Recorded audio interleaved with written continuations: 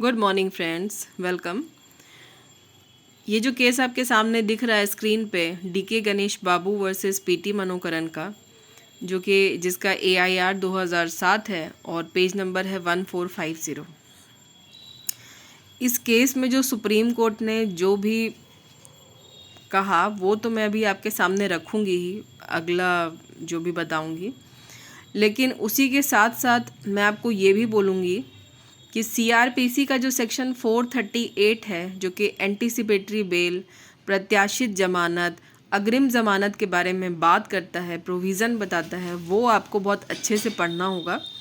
क्योंकि ये जो बेल का प्रोविज़न है ये आपका प्री मेंस और इंटरव्यू के हिसाब से तो इम्पॉर्टेंट है ही। अगर आप कोर्ट प्रैक्टिशनर हैं तो वहाँ के लिए भी बहुत इम्पॉर्टेंट है, आपको एक एक पॉइंट उसका पता होना चाहिए। तो पहले हम ये देख लेते हैं कि डीके गणेश बाबू वाले केस में सुप्रीम कोर्ट ने क्या कहा था।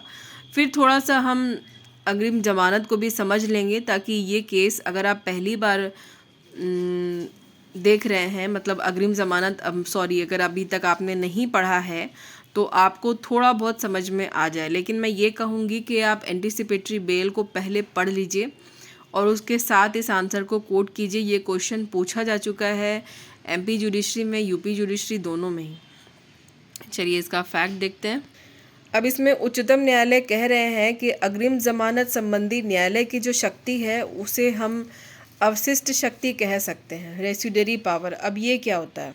अगर ये शब्द आप पहली बार सुन रहे हैं, रेसिडरी पावर, तो इसका मतलब मैं आपको बता दूं कि आपने कॉन्स्टिट्यूशन अगर पढ़ा होगा तो वहाँ पे अवशिष्ट शक्तियों का मतलब बुक में बताया गया है। इसका मतलब होता है कि आपने ये सुना होगा संघ सूची, राज्य सूची, संवर्ती सूची, ये 3 तरह की लिस्ट होती हैं और इन तीनों पर कानून बनाने की जो शक्ति है उसको बांट दिया गया है। जैसे संघ सूची, यूनियन लिस्ट में जो सब्जेक्ट डाले गए हैं वो केंद्र सरकार हक रखती है कानून बनाने का, और राज्य सूची जो स्टेट लिस्ट है उस पर राज्य सरकार बनाती है, और उसके बाद कंकरेंट लिस्ट में दोनों मिलके ही कानून बनाती है, केंद्र और राज्य सरकार। लेकिन अवशिष्ट शक्तियाँ यानी रेसिडरी पावर कुछ ऐसे सब्जेक्ट्स हैं जिस पर कानून बनाने के बारे में किसी को भी नहीं ऐसे खुल के बताया गया है। लेकिन ये बताया गया है कि रेसिडरी पावर जो बाकी बचे हुए पॉइंट हैं, जो बाकी बचे हुए सब्जेक्ट हैं, उन पर कानून बनाने का हक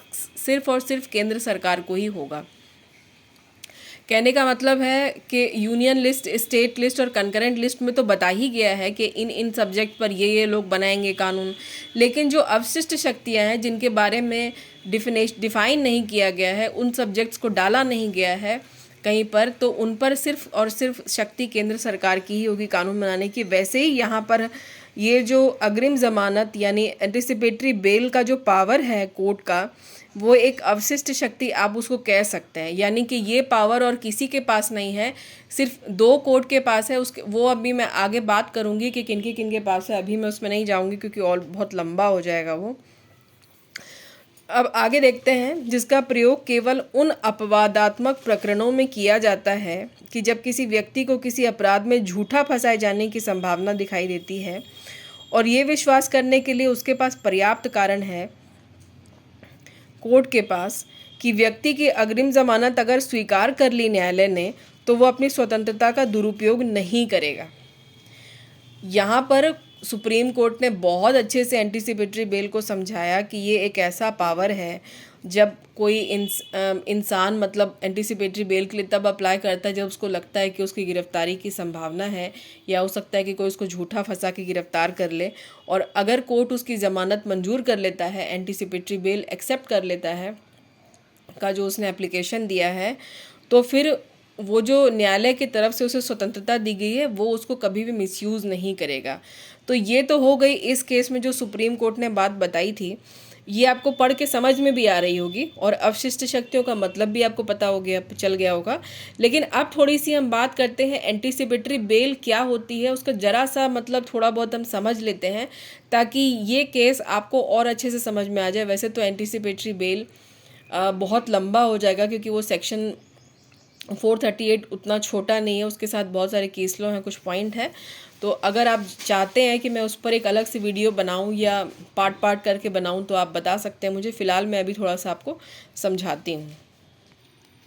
ये देखिए, अग्रिम ज़मानत, जिसे हम प्रत्याशित ज़मानत भी कहते हैं और इंग्लिश में एंटिसिपेटरी बेल कहते हैं, वो सीआरपीसी 1973 के सेक्शन 438 में आपको बहुत अच्छी तरीके से डिस्कस कर दिया गया है।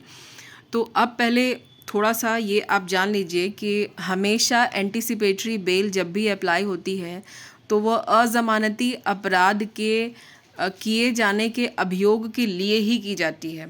अब अज़मानती अपराध कहाँ डिफ़ाइन किया गया है सीआरपीसी में? तो सेक्शन 2A में आपको बेलेबल यानी ज़मानती अपराध और नॉन बेलेबल यानी अज़मानती अपराध दोनों ही डिस्कस किए गए हैं। अभी मैं यहाँ पर ये दोनों डिस्कस नहीं करूँगी, आप खुद से देख लीजिएगा, अभी उसको डिस्कस करूँगी तो और लंबा चला जाएगा। तो यहाँ पर जो भी अज़मानती अपराध, जैसे किसी व्यक्ति को ये आशंका है या उसको ये विश्वास करने का उसके पास पर्याप्त कारण है कि उसको किसी भी अज़मानती अपराध के किए जाने के अभियोग के लिए उस पर अज़मानती अपराध का मुकदमा चलाया जाएगा और इस वजह से उसको किसकी गिरफ्तारी होनी तय है, उसको आशंका है, तब फिर वो क्या करेगा, उच्च न्यायालय में या तो सेशन न्यायालय में, यानी इन दोनों कोर्ट में, हाई कोर्ट या फिर सेशन कोर्ट में एंटिसिपेटरी बेल के लिए एप्लीकेशन फाइल करेगा। तो यही बस थोड़ी सी बात थी जो आज के केस से रिलेटेड थी, अग्रिम ज़मानत के बारे में, जो मैं आपको बताना चाहती थी। और अगर 438 यानी सेक्शन को बहुत अच्छे से डील करना है, डिस्कस करना है, तो आप मुझे वो कमेंट में, सॉरी ये थोड़ा सा गिर गया, बता दीजिएगा, फिर उसके बाद उसको डिस्कस करने की कोशिश करेंगे। फ़िलहाल आप अच्छे से 438 को पढ़ लीजिए, क्योंकि प्री मेंस इंटरव्यू और कोर्ट सब के हिसाब से वो इम्पॉर्टेंट है और ये केस भी आपका उतना ही इम्पॉर्टेंट है। उम्मीद करती हूँ कि आपको थोड़ा बहुत जो भी मैंने कोशिश की वो समझ में आया होगा। नेक्स्ट मिलेंगे आपसे जल्दी ही एक अच्छे से टॉपिक के साथ में। तब तक के लिए खुद भी खुश रहिए और दूसरों को भी रहने दीजिए।